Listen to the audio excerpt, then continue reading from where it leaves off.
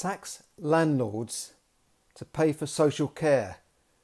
Those are the words that the leader of the opposition, Sir Kier Starmer, will tell the local government association when he addresses them next week. The leader of the opposition wants to tax landlords and look at wealth tax to pay for this social care crisis, which in the UK means looking after people in their old age and caring for them, and care homes and home care and that sort of thing. And that's expected to be the policy of the leader of the opposition Labour Party, Sir Kier Starmer, according to a BBC report. Now, he hasn't said it yet, but these things are leaked to the mainstream media, like the BBC, which is fairly left-leaning anyway, so it's likely that this will be what he says. And, you know, I've noticed that I've been contacted on a Friday or a Saturday by radio stations and TV to say, will you come on Monday morning because the government, the Home Office, the Chancellor is going to announce this and we need some commentators. So they know about it. The media already know what he's going to say. They've probably seen his speech. So they'll be ready on Monday, Tuesday, whenever it is, to sort of address this and comment on it. They won't be taken by surprise. This is what governments, and in his case, he's the leader of the opposition, the main opposition party in the UK. So this, if you don't know him outside of the UK, Boris Johnson is the Prime Minister, and then they have the main opposition party, as counted by the number of MPs that they have, is the Labour Party, and he is the leader of the Labour Party. So this guy is the person that could be running the country as the next Prime Minister if he wins the next general election in around 2.5 years' time. The set date for the next general election is May 24, and that could even be brought forward if there's a downfall of the government, a crisis in confidence. That could even be sooner. So although he's only the leader of the opposition, he has a lot of influence, and if the country turns against Boris for whatever reason, he's got a majority at the moment, but if they turn against Boris, this guy could be running the country.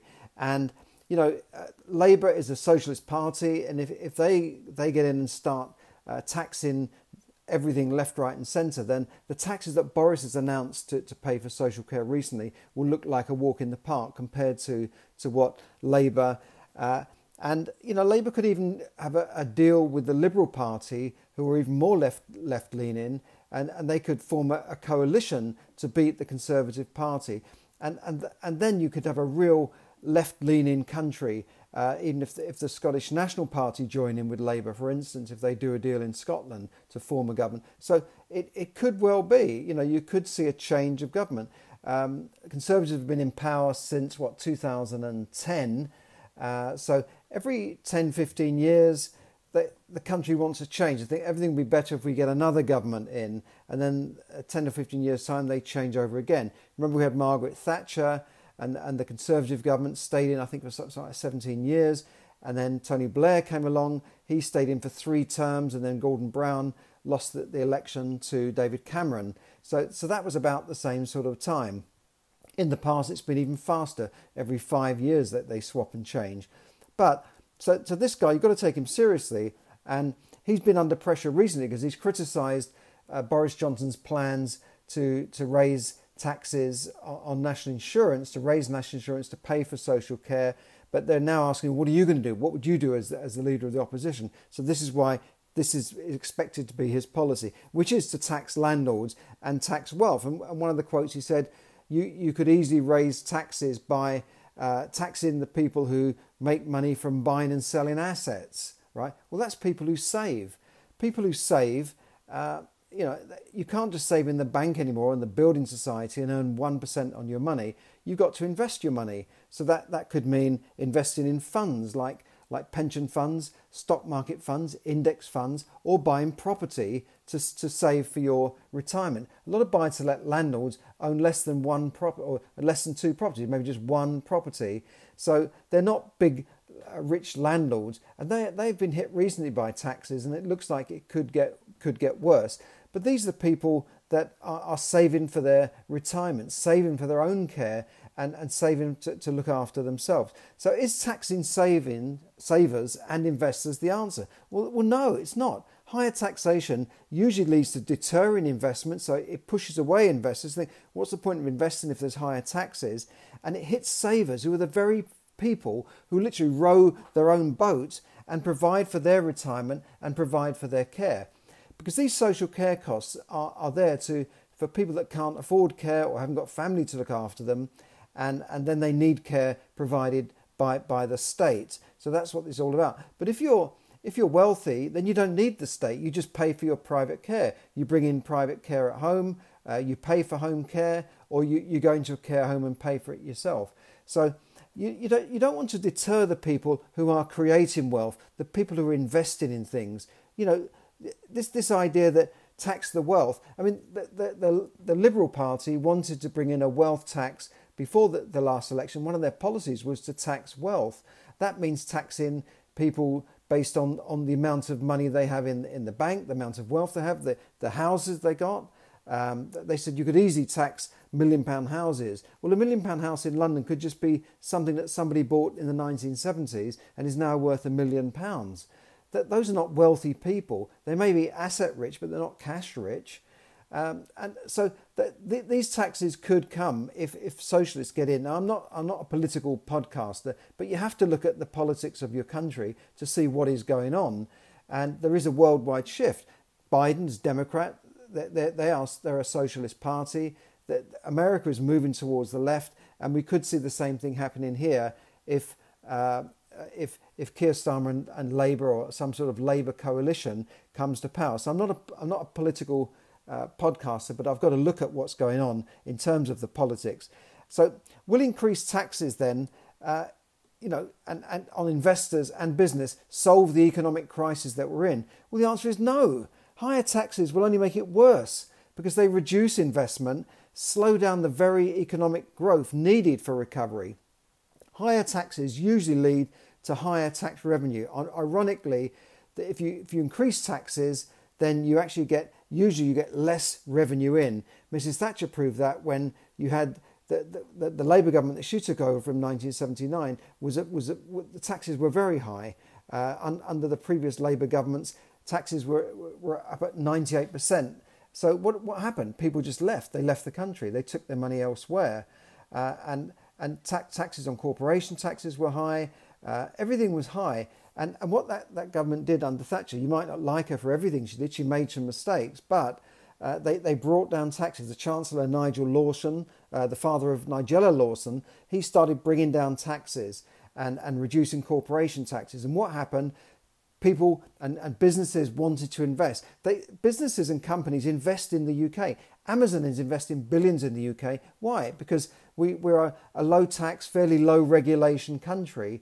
And that's what businesses want. They want a free market economy. They want to be able to bring their money in and out of the country.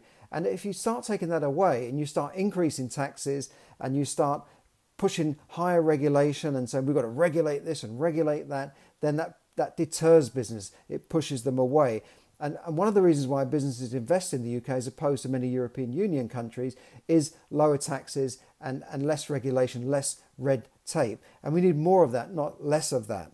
Less red tape, lower taxes, not higher taxes. So I don't think that is the answer.